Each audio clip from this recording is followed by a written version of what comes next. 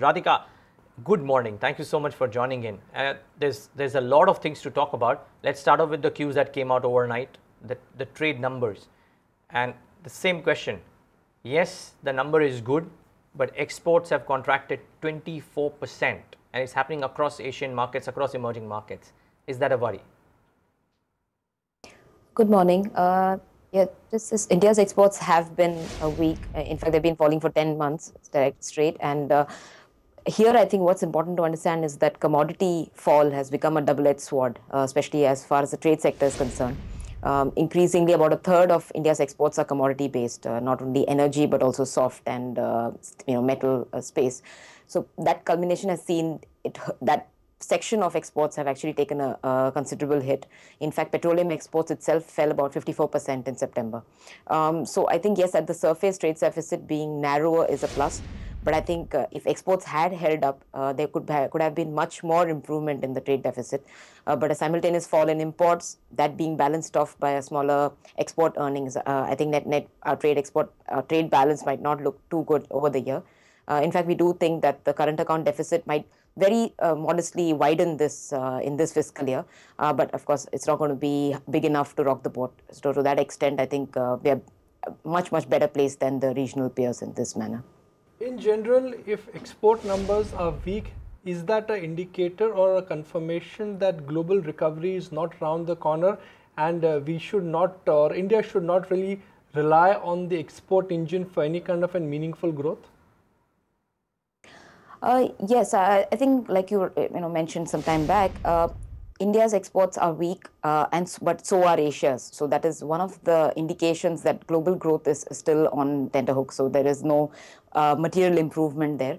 I think India is better placed to that respect because as an economy, we are not as export reliant.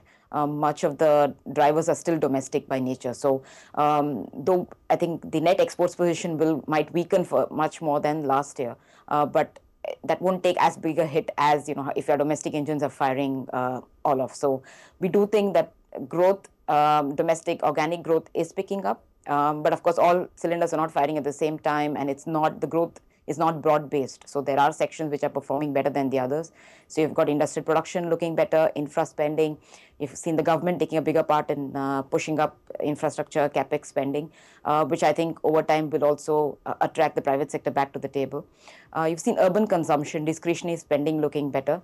But the rural piece is still by far weak because of 3 consecutive, weak monsoon affecting crop production. So the growth process is a bit imbalanced, but I think recovery is coming back, albeit at a gradual pace. Do you expect the currencies to still remain ranged with a positive bias? In the short term, I think it's a major. I didn't hear your question too well, but I'm assuming you're talking about the currency. In the short term, I think it's going to be a major, important dollar move. Since the Fed gave a very cautious overview in September, we've seen most of the region, especially currencies that took a bigger hit, the rupiah and the ringgit, all of them par back. Or rather trim their depreciation declines quite a lot. So in that respect, I think the rupee is also in the same range where we have come back from the 66 handle to about low 65. The bias seems positive in the short term, but I think what we should be looking out further out is that as the house, we still think a dollar rupee could go higher towards the end year and into next year, mainly because to maintain competitive trade, a competitive currency, and also the push overall under the Make in India banner. We have a manufacturing push that we see as being export-oriented. So for that also, it's necessary to keep in sync with the regional currencies. And so longer out, we do think there's going to be a slight depreciation bias of the currency. But in the short term, I think given the dollar down move, much of the Asian currencies, including India, has narrowed its decline. All right, Radhika, really appreciate your time. Glad you could join us. Find us on Facebook at facebook.com/ETNow and don't forget to click the like button. You can also follow us on Twitter at ETNowLive. To stay updated with all our programming, hit the subscribe button on our YouTube channel by logging on to youtube.com/user/ETNow.